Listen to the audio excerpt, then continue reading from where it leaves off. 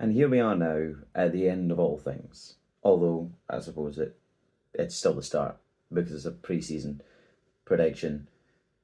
I don't know what the fuck this was. Anyway, predictions for the 26-27 season for the Scottish Premiership. I'm not redoing that. Fuck it. Like we're sticking with that. But yeah. So here's my thoughts on the 26-27 season. I'm already aware that I'm going to piss off so many people with this, so I'm just going to dive right in. There's no hesitation here. You know the script. Here's the table, and in 12th place, because obviously this one is slightly different. That's kind of how this works. I have put Kelly, and I don't think I really need to explain this, but I mean I've seen a lot of pre-season predictions, people making predictions and stuff like that. People are putting Kelly quite high up their table. They're putting them sort of like people are talking like sort of sixth or seventh in the league, and I'm putting them bottom because I don't think they're actually that good. Their recruitment to me looks really really poor. Their League Cup performance was absolutely dire. I don't think they look very good. I think that Neil McCann did a very very good job when he came in, but I don't know what he's done in the off season, but it kind of just feels like he's done nothing. They seem to have gone backwards. They've regressed. I don't know if it's like the new manager bounce or whatever, but they look really really poor. And I think that Kelly will finish bottom of the league because I don't think that they are any kind of a threat to anyone. I think they look really really poor. So yeah, Kelly at the bottom of the league, 12th place to be relegated. In 11th place, I've put Falkirk, and I again they just seem to have fallen off a cliff a little bit. There are at this moment in time there are kind of two lead options I think for the Scotland job. Everyone's talking Rafa Benitez, but I still think that like John McGlynn's the cheap option. John McGlynn is a good option, and I'll be honest, if it's between John McGlynn and Rafa Benitez, I would prefer Rafa Benitez, but I do think John McGlynn would still be a very very good option to come in for Scotland. That being said, Falkirk have already lost a whole lot of key players. They've lost so much of what made their squad good last season. They haven't been able to live up to it and find the replacements that they need. Their League Cup performance shows that. They look really, really poor. I don't think that they'll be able to keep up with anything this season, and especially if John McGlynn does wind up going, then that's them, they're done. So this is going to be, I think, it's going to be a bad year for Falkirk, and they will finish in 11th place. In 10th place, I have decided to put Dundee United, and I just think I don't look at them as a good team. I think that they are at this moment in time, they're doing everything they need to get results, which is kind of the Jim Goodwin way. And I think that Dundee United will probably have the best home form out of anyone in the league. Well, okay, Celtic. But, I think that Dundee United will have the best home form out of anyone in the league. I think they'll be untouchable at home. I think that they'll get so much quality from their home games.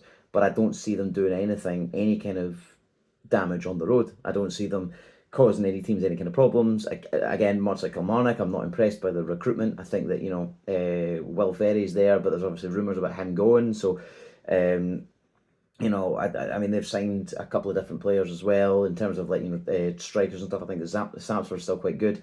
There's that other boy, the Australian boy who they're supposed to be playing. There's a striker I think is as well. He's supposed to be quite good, but we've not seen a great deal of him. I think that they don't look like they look like a team that are scraping by at this moment in time against teams that are far far lower down than them. And I think that they will be a team that will get, like I say, will have fantastic home form. Will be close to unbeaten at home, but will just be horrific on the road. So I think that's going to tragically drag them down the table. Because I think they'll get a good few points against some teams. I reckon I stand by. I think they'll be. I mean, I'll talk more about this in another video as well. I think it'll be a 2-2 draw for them on opening day against Rangers, and I think that they'll do really really well. They'll pick up loads and loads of points at home as well. They're picking up some big points, but the problem is that when it comes to some of the lower teams, they'll still struggle a little bit, and they'll only pick up a point kind of thing. So that's why I think they'll be down the bottom end. They'll be in the relegation battle, but I do think that they'll be safe. So Dundee United in 10th place for me. In ninth place, I'm putting St Johnstone, and I know that that's somewhat of a brave call. I think that they are a decent looking team. I think Simone Valcari is playing some really really nice football. St Johnstone, I thought they were fantastic in the Championship and did a really really good job.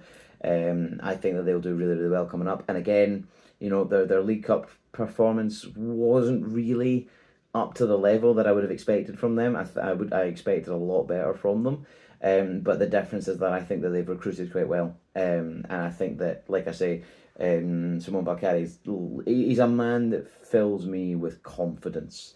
If I'm sitting as a St Johnson fan, I'd be looking at that and thinking that's the guy I want leading this team, and I think he'd do a really really good job, which is why I've got them as high as I do. I think that they will be not a serious threat, but I think that they'll make McDiarmid Park a difficult place to go. They'll cause problems for teams away from home as well, and I think that they will, their freedom and their will and their want to push forward and attack is going to work heavily in their favour. So I think St Johnstone will do very very well in that sense, and I think that's why I'm putting them at ninth in the table. In eighth place, I'm putting everyone's favourites for relegation, St Mirren. Look, I get it. I do. I understand why everyone's putting them as low as they are. But I'm seeing something. I don't know what it is. There is something about St Mirren that sort of not necessarily fills me with confidence, but there is something about them that makes me think this is a team that's going to be kind of that sort of mid-table kind of. They're not going to be in a relegation battle, but they're not going to be pushing anywhere close to like the playoffs, the European spots or anything like that.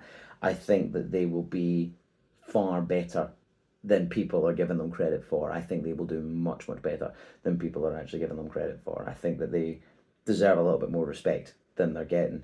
They were in one of the toughest League Cup groups, and they were winning games comfortably.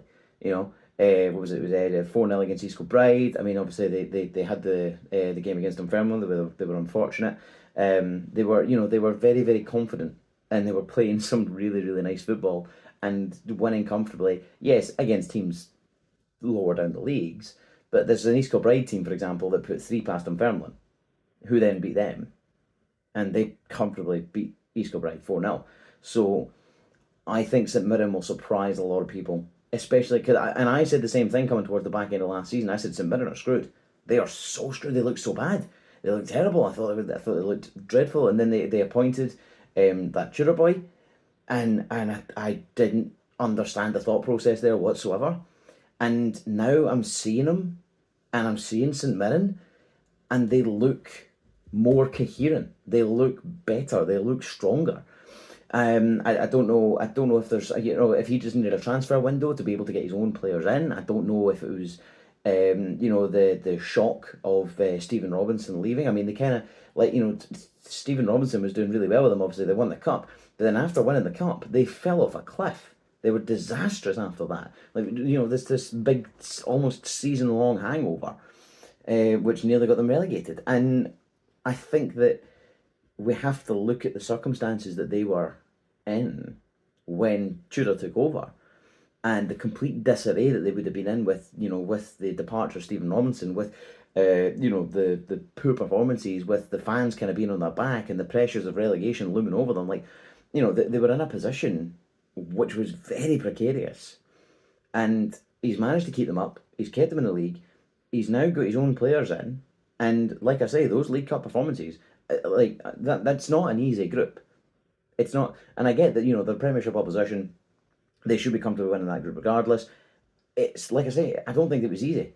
So St Mirren are a team that will be, decent. I don't think they'll be top 6. There's too much talent in the top 6 for them to be close to that. But I don't think they're going to be anywhere near the relegation battle this year. I think that they will actually do really, really well, and everyone pipping them and go down will be eating their words come the end of the season. That's my thought process.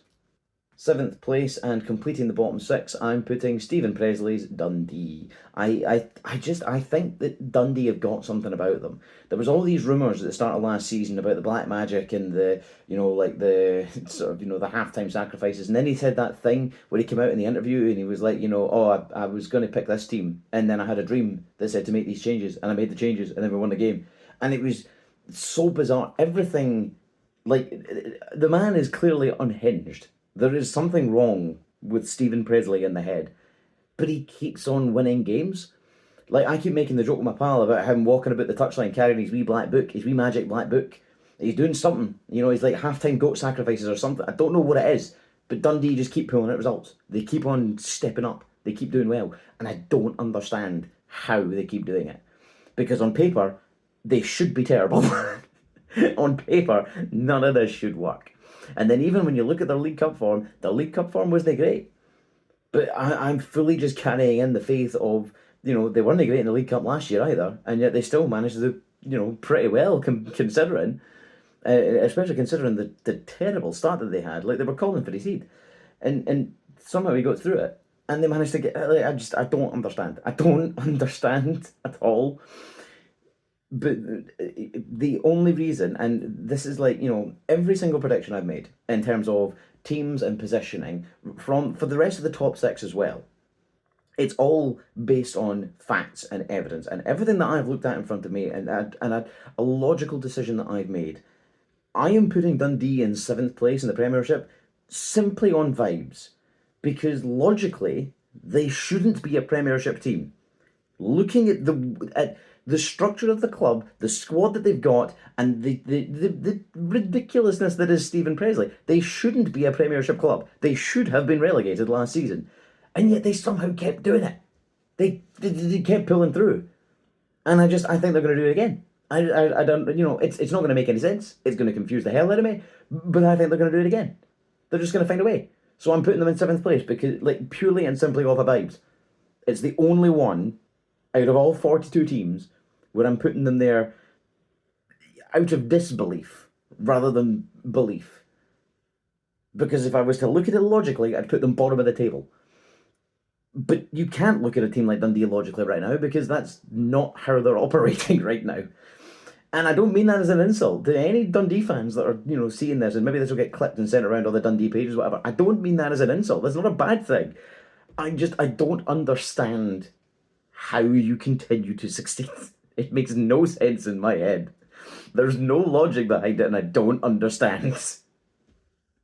I don't want to believe in the whole black magic, the weird ritual things like that, the utilizing the forces of good and evil to get results, and yet somehow they keep getting results. It makes no sense to me. But yeah, Dundee in 7th. Moving now into the top 6, and I am putting Hibs. Now, as of recording this, Hibs have not played their second leg yet. Right, they are 2-0 down. I do fully believe that they will win tomorrow. I don't see a world. I just look. I think that they will win tomorrow. I think it's going to be close. I think that I really don't see them blowing them away. I don't see this as like a 5-6-0 second leg. This isn't a Celtic Lincoln Redham situation. This is going to be tight. And it wouldn't surprise me if the Malasheva, is that the name? It wouldn't surprise me if they scored. It wouldn't surprise me if Hibs had to win 4 or 5-1. It wouldn't surprise me if they scored. I don't think it will. I think it finishes 3-0. But it also wouldn't surprise me if Malasheva scored and Hibs had to win by more, because they look very much a team that have, again, for the last couple of years, and even under David Gray, they're a team that they should be doing better than they actually are, and I think that David Gray is holding them back. As much as he has done for the club, as much as he has supported them, and obviously as a player was phenomenal, but I think, well, okay, phenomenal is generous, but he was a brilliant servant to the club. Hibs are a team that will cause themselves problems, I think. So I'm putting them in 6th place because I think that they're going to cause their own problems here. I think, like I say, they will be more than comfortably ahead of Dundee, but I think that they will be 6th place because I don't see them causing any problems at all, really, for any of the rest of the top 6. And in 5th place, we are putting Motherwell. I really like the look of the new gaffer. I like the look of the new Motherwell. Losing Elijah Just, losing Elliot Watt, still being able to replace these players with other quality players, keeping Maswanise, right? Bringing back in Stephen Well, all the business that's being done behind the scenes right now at Motherwell is outstanding. I think they're doing a phenomenal job, and Again, I am putting them in fifth just because I think that the teams that are going to be above them are teams that are bigger and better than them. I think that Motherwell look really, really good, and I think they do need to have sort of realism. I believe they'll go on a good cup run. I don't know if they'll win one, but I believe that they'll make at least one final. I don't know which one, but I think that they'll make one of the two cup finals, at least. Could be two out of two. But they'll definitely go on like a really, really good cup run. I think they'll go deep into one of the competitions, and I think they'll do really, really well. Like I say, I really like the look of this new guy. He's very when Jens first came in, I said that Jens was going to be terrible, and I hold my hands up and say that was a terrible call, and I got that wrong. The man was fantastic. He took the league by storm. Was absolutely sensational, and this boy that seems to have replaced him seems to be almost a carbon copy. It's in many, many ways, you've gone out and signed your replacement, and you have done such a good job of it. And Motherwell deserves so much credit for that. And like I say, I think if not for the four teams and their financial situation being above them, that's why I'm putting Motherwell in fifth. And it feels a wee bit harsh to put them there, but it's because I think I see the quality above them, and I think that that's a no-brainer for me. In fourth place, can you guess who I'm putting here? No, you can't. I'm putting Rangers. Oh, fuck, everyone's gonna hate me. Look. This isn't even a Celtic thing. I think that McInnes will flop tragically. I said that when McInnes was given the job, I laughed. I laughed hysterically because I was like, oh, brilliant, this is amazing. And then I remembered that we appointed Martin O'Neill, and I went, oh, fuck. Okay, right. So, brilliant opportunities to absolutely blow everyone away, and we've just shagged it. Absolutely shagged it. Look, I don't see. Look, Lawrence Shankland is not going to suit the Rangers style, right? None of the rest of their signings, with Dan Neil, was it Cammy Devlin? Cammy Devlin is a worse Connor Barron, and I don't rate Connor Barron. Like there's so many. Ross McCrory. Ross McCrory. Why? What has Ross McCrory done since leaving Rangers that has warranted his return in such a, oh my god, we're getting such a great player back, whatever. Ross McCrory wasn't great when he was at Rangers. He then left and wasn't great. He's now back. What's changed? When Kieran Tierney was at Celtic, he was outstanding. He was absolutely outstanding at Celtic. He then went to Arsenal and did do well at Arsenal, but suffered so many injury issues. Went to Sociedad, did well at Sociedad, came back to Arsenal, did a little bit at Arsenal, but not too impactful, whatever. Arteta was then a wee bit of a wanker. Sent him back to us, and he's not the same player that he was when he left us initially. But at the very least, when we brought him back, the thought process was we're getting Kieran Tierney at the prime of his career, and we got him at the youth of his career when he was outstanding for us. So imagine how good he'll be just now. And he's not really lived up to that hype kind of thing. But my point is that Rangers have made so many signings that I just don't look at and think that's a threat, that's a worry. If they'd been able to get that Lewis Ferguson one over the line, that would have been a phenomenal signing. If they were able to get the Vladislav Cherny one, which I think is, I don't know if that's still happening, I don't know if that discussion's still going on, if they can get that over the line, that would be an outstanding signing. But none of the players that they've brought in right now, and again, like I say, Lawrence Shankland, outstanding striker, he's not going to suit what Rangers are going to want to do. Derek McInnes is also going to try and low block a lot of teams. And when the results don't come in, and I don't think they will, the Rangers fans will start to turn on him. But I don't think enough of them will. That's my big thing about Rangers right now, is that Derek McInnes is a big Rangers man. He's exactly what the fans have been screaming for years. He's a big Rangers man, very staunch. He's the guy. He's the man to take us forward. When he fails, and I do believe he will fail, they're going to stick by him because he's the big Rangers man, which means that he will at the very least be in a job until February. No matter what, they could be in the bottom six and he will still be in a job by February. And I fully believe that. I don't think they will be in the bottom six, by the way. That's just a sort of an example that I'm making. I just think that I fully believe that if they were in the bottom six in January, that's when they'd be having the conversation. If they're in the bottom six in November, they'd still be thinking there's plenty of time for him to turn it around. We need to give him the opportunity because he's the big Rangers man. They're blinded by this idea of we need somebody staunch that understands the club. No, you need a good manager. And Derek McInnes was good for Hearts because they needed stability and someone to right their ship. That's not yeah, Rangers kind of need that, but they also need immediate results. And Derek McInnes is not going to bring that. And I just think that they are going to be so poor this year. I genuinely do. Like, you know what? Again, obviously, as a Celtic fan, I'd love to see it, right? But I just think that they're going to be really, really poor this year. So feel free to come and shit all over me. Feel free to come and shout at me. That's my thought process.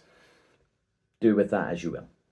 I'm aware this is running very long, so I'll try and speed through the last three here. In third place, Aberdeen. Just brilliant business. Absolutely brilliant. Brilliant marquee signings. Bringing in some squad depth. Stephen Robinson, Stephen Craigan. Everything that they're doing right now is right. And I said when Jimmy Talleen was in charge of Aberdeen, I thought, when they won the cup, they were set up to win a certain way, and that's not going to be a way that will do them any kind of favours in the league. So when they started falling short in the league and crumbling and falling apart, I wasn't really surprised. I did think that I said the same thing as well. I said that, Hearts would have the momentum to be able to keep up a title challenge right the way throughout the season. But I didn't see Aberdeen as having that same kind of threat. So when Aberdeen fell apart, after we pumped them 6-0, that kind of sort of put it into perspective. Now, they've appointed a man who knows and understands the level that's required. He understands the league and knows what it's capable of, has proven that he can do it with St Mirren, has proven that he can do it with Motherwell, has been outstanding for both of those clubs and done a phenomenal job. He has pulled together a really good management team behind him and has got a really good squad and serious depth in that squad. They look very, very good and they look coherent. And I saw a couple of their League Cup games. It wasn't just a case of doing what they needed to do. They were playing so comfortably. They were heavily rotating the players, swapping in and out, making changes, trying to get minutes in the legs of these players to get them to settle, to get them to play together, to get them to gel, because that's what they need to do for this season. And they need to be able to have that rotation, because when players fall out of favour and players fall out of form, you need to be able to replace them and swap them out. Stephen Robinson, as much as I hate the man, because I think he's a horrible, cretinous wee man, he is an outstanding football manager, and Aberdeen will do very well this year. And that is my wild prediction, is that Aberdeen will do very, very well this year. So they will be in third place for me. In second place, I'm putting Hearts, because Hearts look interesting. I'm getting the same vibe from Hearts right now that I got when I first saw Ange Ball at Tynecastle, when we lost that game. And I said, I'm not that upset that we've lost that game, because I see what he's trying to do. There is a game plan and a structure there. I see what he's trying to do. I get it. And I want to trust that he will find the way. And he did exactly that. I'm looking at Hearts from the Sturm Graz perspective. And yeah, Sturm Graz embarrassed them, right?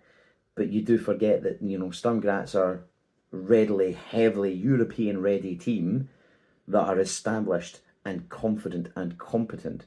Hearts are still finding their feet. Hearts are still trying to figure themselves out. And I think that as time will pass, as time will come, I think that they will get better and better as the season goes on.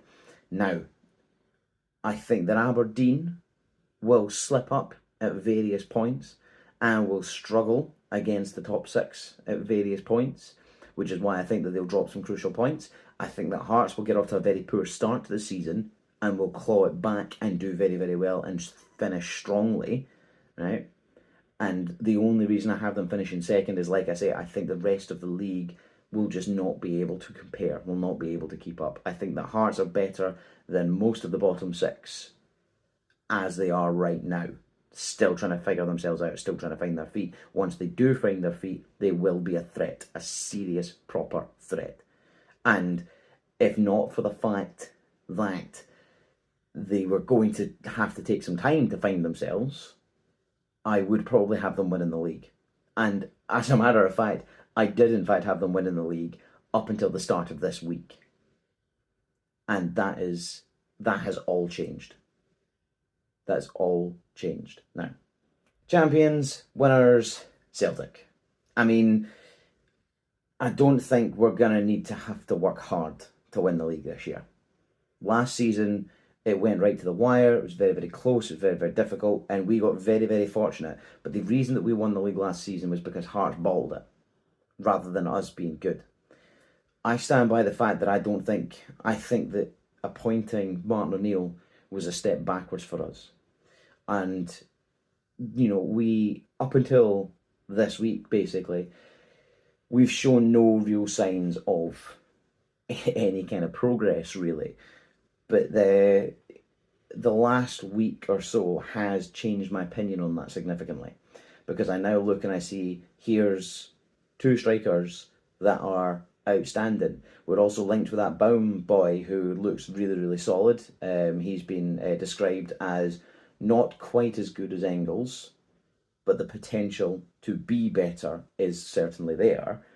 And I know that that's a lot to kind of rest on a player that you're going to have to pay a fair bit of money for, and you're saying, well, he's not. But if we can get a player of Engels' quality for a tenth of the price, while selling him for 25 odd stupid money, that's going to be huge for us. Because for me, I think that Engels is an outstanding midfielder, but the problem is that his adaptability is weak. He struggles against a low block because he wants players to come at him. He wants players to attack him so that he can move the ball into the space, so that he can drag players about the place and he can cause all kinds of problems and control the midfield.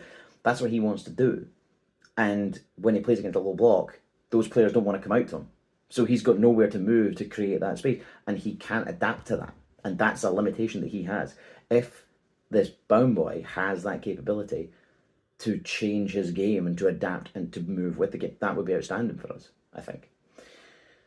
There's a lot of positivity surrounding the striker situation now, with Ho, with Duran. We're losing key players, but we're finally showing intent to actually make signings to fill in these gaps. We're looking at properly following up on inquiries and actually doing business and doing deals. And that will be enough to get us over the line. I don't think the Martin O'Neill is a good long-term appointment. The fact he's only got a one-year deal implies that as well, that he was clearly not intended as a long-term appointment, which begs the question of, was Sean Maloney the long-term appointment? And if that's the case, I'm not too happy with that either, because I don't think that he is all that great. I think he deserved more time at Hibs, but I don't think that he's the right man to lead us forward. It makes no sense to me. Look, I look at Celtic right now, and I feel like I'm watching Ronnie Dyla's Celtic, where we don't, and I'm not saying that in terms of player quality, I'm saying that in terms of we're in a situation where everyone is so much worse than us in the league that we don't really need to try in order to win the league.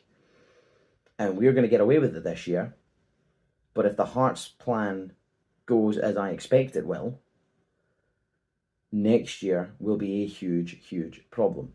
Because I would imagine, like I say, that Sean Maloney and Fozzie are the long-term plan, and that's going to be a serious, serious problem for us. So I'm still very, very worried about the future of this club. And I'm very, very worried about how we are going to be going forward. But I mean, we'll see how it goes. I do hope that I'm wrong. I hope that we spend loads of money, blow the rest of the league out of the water, power on to Champions League and prove ourselves to be the best team in Scotland for a reason. But every decision that's been made doesn't fill me with the confidence that an actual serious title challenge, we are going to, I don't see a world in which we are able to keep up with that. But that's my thought process, at least. I'd like to be more positive about it. But, yeah. I mean, I suppose you can still be quite positive in the sense of the fact that I have said we are still going to win the fucking league. So, I mean, there is that. But, Anyway, that's my thought process. That's my predictions. There's my table. Be mad about it. Because I know you're going to be fucking mad about it. I knew right from the start. I put Aberdeen really high. I put Rangers really low by their standards. St Mirren are nowhere near the bottom two. I think that Kelly and Neil McCann will be poor. Like, just so much of what this table is, to me, logically, makes sense. But I know that so many people are going to be so fucking mad about it. And I can already see the comments and everybody fucking furious with some of these decisions. But I want to make it crystal clear that none of this is done as a bias. This is purely and simply just my own logic, my own process of thinking. But yeah, let me know your thoughts, and best of luck for the season to come.